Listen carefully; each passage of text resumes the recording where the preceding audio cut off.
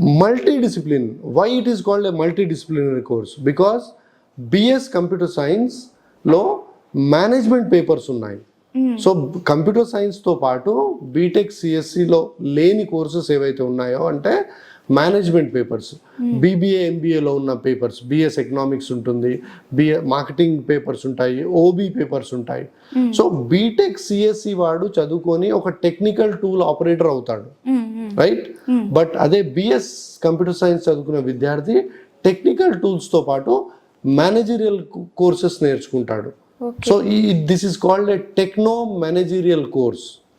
ఎలా అయితే inter disciplinary with in the computers అన్ని సబ్జెక్ట్స్ ఉంటాయి, మల్టీ డిసిప్లినరీ కంప్యూటర్స్ తో పాటు మేనేజ్మెంట్ పేపర్ చేస్తున్నాడు, అందుకే దీన్ని టెక్నో మేనేజరియల్ కోర్స్ అంటారు. So that is the reason it is more preferred by the corporate companies than a BTech CSC. BTech CSC వాడికి only computer operator, technical operator, front end role వస్తుంది. అదే BS computer science చేసిన విద్యార్థికి మనకి కంప్యూటర్స్తో పాటు management కూడా నేర్చుకుంటాడు కాబట్టి ప్లేస్మెంట్ వచ్చేసరికి లీడ్ పొజిషన్స్లో వెళ్తారు, మేనేజరియల్ పొజిషన్స్లో వీళ్ళకి ప్లేస్మెంట్ వస్తుంది.